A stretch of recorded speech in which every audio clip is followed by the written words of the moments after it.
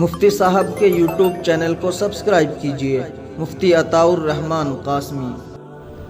السلام علیکم ورحمۃ اللہ وبرکاتہ۔ ناظرین کرام، آپ کے مسائل اور ان کا حل پروگرام دارالافتاء جامعۃ الشیخ عبدالستار نانگاہ گندیوڑا ضلع سہارنپور سے پیش کیا جاتا ہے تاکہ آپ حضرات تک مختلف مسائل جو ضروری مسائل ہیں وہ پہنچ سکیں۔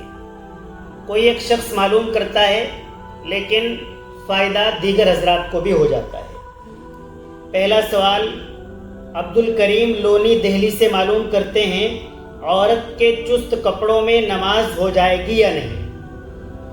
دیکھیے بھائی عبد الکریم، چست کپڑے پہننا اور باریک کپڑے پہننا، چست کپڑے وہ جن میں خاتون کے اعضاء کی ساخت صاف نظر آ رہی ہو، جیسے گھٹنے ابھرے ہوئے ہوتے ہیں تو اس پائجامے میں، اس شلوار میں گھٹنا الگ نظر آ رہا ہو اور دیگر اعضاء جسم کے وہ صاف ظاہر ہو رہے ہوں، ایسے کپڑوں کا پہننا خود ہی ناجائز ہے۔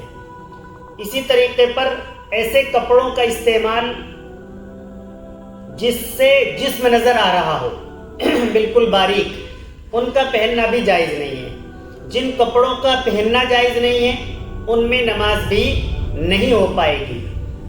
نماز کے اندر پردے کا کرنا فرض ہے، اگر پردہ ہی نہیں ہوگا تو نماز کیسے ہو جائے گی؟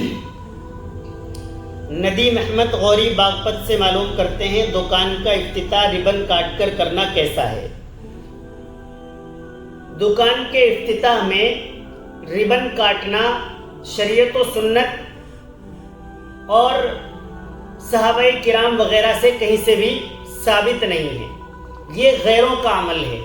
اس لیے اس طریقے پر دکان کا، مکان کا یا کسی بھی کمپنی کا افتتاح ریبن کاٹ کر کرنا یہ مکروہ ہے، غیروں کا طریقہ ہے۔ غیروں کے طریقے پر چل کر کوئی کام کرنا وہ نقصان دہ ہوتا ہے۔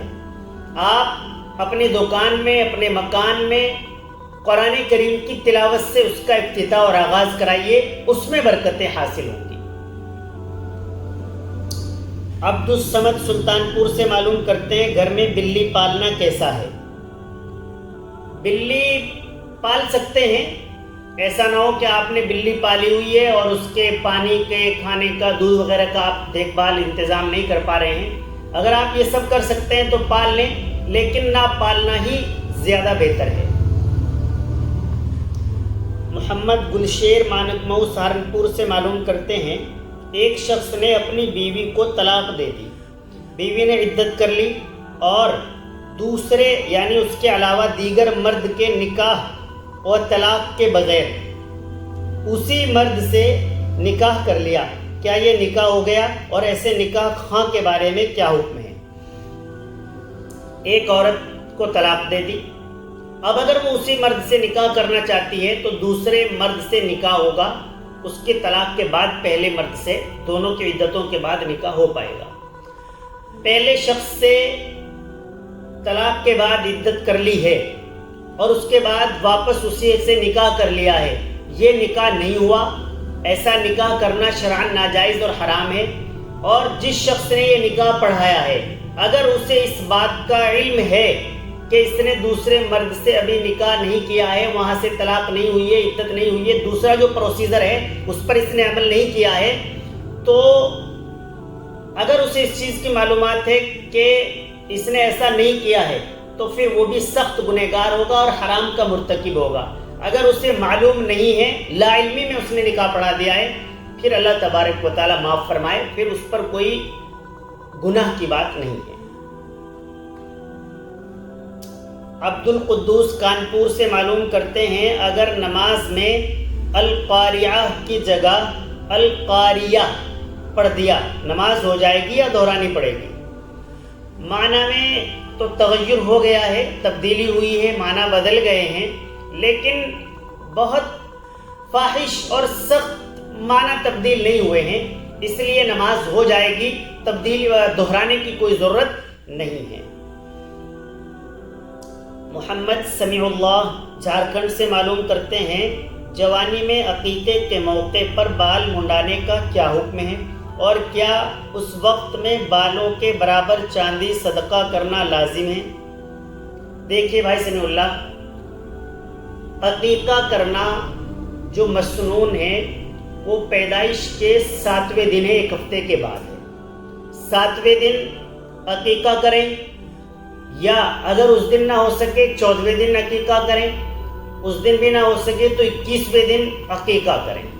جو عقیقے کا مستحب وقت ہے وہ 21ویں دن کے بعد نکل گیا، اب جب چاہے عقیقہ کریں۔ بال منڈوانا اور اس کے برابر چاندی صدقہ کرنا یہ 7ویں دن کے لیے ہے، یعنی 7ویں دن آپ اگر عقیقہ کر رہے ہیں تو آپ بچے کے بال منڈوا کر اس کے برابر چاندی صدقہ کر دیں، اور ان بالوں کو نالی وغیرہ میں نہ ڈالیں بلکہ کہیں تدفین وغیرہ ان کی کرا دیں۔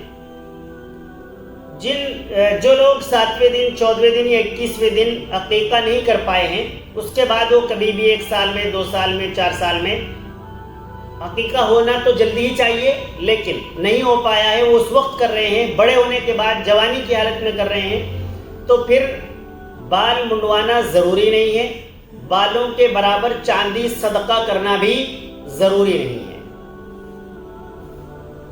عبداللہ بانکا سے معلوم کرتے ہیں ایک نیٹ ورکنگ تجارتی کمپنی ہے جو حلال کاروبار کرتی ہے۔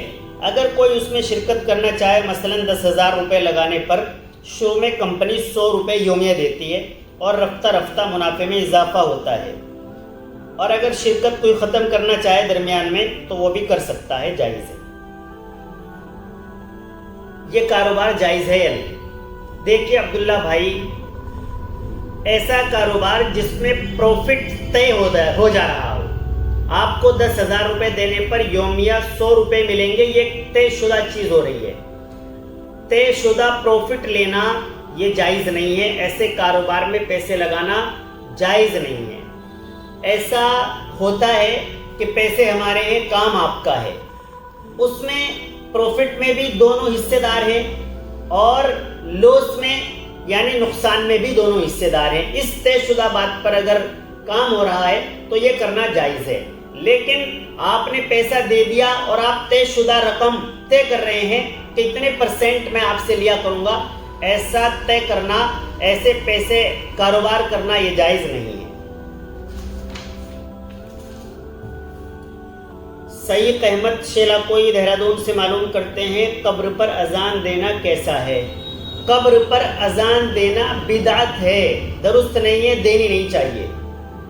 محمد عادل بجنور سے معلوم کرتے ہیں محرم کے مہینے میں کھیچڑ بنانا، حلوہ بنانا، کھانا تقسیم کرنا، تعزیہ نکالنا، پٹا کھیلنا، چاقو وغیرہ سے اپنے جسم پر مارنا، کیا یہ شریعت و سنت سے ثابت ہے؟ مذکورہ تمام اعمال سنت و شریعت کہیں سے بھی ثابت نہیں ہے، ان کو بالکل قطعی طور پر نہیں کرنا چاہیے، ان سے پرہیز کرنا چاہیے، ایسے مقامات پر جانا بھی نہیں چاہیے، ان کو کرنے والا گناہ کا مرتکب ہے۔ انوار احمد غازی پور سے معلوم کرتے ہیں محرم الحرام کہ 1 تاریخ سے 10 تاریخ تک مسلسل روزے رکھنا کیسا ہے؟ دیکھیے انوار احمد صاحب، مسلسل 1 تاریخ سے اور 10 تاریخ تک روزے رکھنا، اس طرح کی کوئی حدیث نظر سے نہیں گزری ہے۔ البتہ اس ماہ میں، پورے ماہ میں جب چاہے جتنے چاہے روزے رکھیں، اس پر بڑا اجر و ثواب ہے، اور خصوصی اجر و ثواب یوم عاشورہ کا روزہ رکھنا اور اس سے 1 دن پہلے یا 1 دن بعد، یعنی 2 روزے رکھنے پر بڑا اجر و ثواب ہے، یہ شریعت و سنت سے ثابت ہے۔ محمد مستقیم اکولا مہاراشٹر سے معلوم کرتے ہیں ایک شخص کا انتقال ہو گیا اور تدفین کل صبح ہوگی، تو آج بعد نماز عشاء میت کو غسل دے سکتے ہیں یا نہیں؟ انتقال کے بعد تجہیز، تکفین، تدفین، ان میں جلدی کرنا یہ ضروری امر ہے۔ حضرت طلحہ ابن برا رضی اللہ تعالیٰ عنہ کی طبیعت علیل تھی، نبی کریم صلی اللہ علیہ وسلم عیادت یعنی مزاج پرسی کے لیے تشریف لے گئے، آپ صلی اللہ علیہ وسلم نے ارشاد فرمایا کہ میرا گمان ہے کہ جلد ہی ان کی موت ہو جائے گی، انتقال ہو جائے گا، یہ انتقال کے قریب ہے۔ اللہ کے نبی صلی اللہ علیہ وسلم نے ارشاد فرمایا کہ جب انتقال ہو جائے مجھے اطلاع کر دینا، اور ان کی تجہیز، تکفین اور تدفین اس میں جلدی کرنا۔ لہٰذا نبی کریم صلی اللہ علیہ وسلم کی حدیث پاک سے یہ ثابت ہے کہ میت کو انتقال کے بعد اس کی تدفین میں جلدی کی جائے۔ بہت دیر تک لوگ انتظار کرتے ہیں رشتہ داروں کا، قریبی لوگوں کا، تو یہ انتظار کرنا بہتر نہیں ہے۔ تدفین جلد ہو جائے جتنا اتنا ہی زیادہ بہتر ہے۔ یہ جو آپ کا سوال ہے کہ پہلے غسل کر کے رکھ سکتے ہیں کیا، غسل دے کر میت کو، تو اس میں تھوڑا سا خدشہ ہی رہتا ہے کہ 4-5 گھنٹے، 6 گھنٹے، 8 گھنٹے پہلے غسل دے دیا، اس کے بعد کہیں رطوبت کوئی نکل نہ جائے۔ ویسے شریعت کے اعتبار سے جائز ہے کہ آپ بہت دیر پہلے بھی میت کو غسل دے کر، کفن پہنا کر کچھ دیر رکھ سکتے ہیں۔ جزاکم اللہ خیرہ۔ تمام حضرات، آپ میں سے جو حضرات مسائل معلوم کرنا چاہتے ہوں، ہمارے نمبر پر واٹس ایپ کے ذریعے یا فون کال کے ذریعے آپ اپنا مسئلہ معلوم کر سکتے ہیں۔ واٹس ایپ پر آپ کسی بھی زبان میں لکھ کر یا بول کر ویڈیو آڈیو کی شکل میں ہمیں اپنا مسئلہ بھیج دیں۔ ہم بہت جلد انشاءاللہ تعالی آپ کے مسئلے کا جواب شریعت و سنت کی روشنی میں دے دیں گے۔ بہت شکریہ۔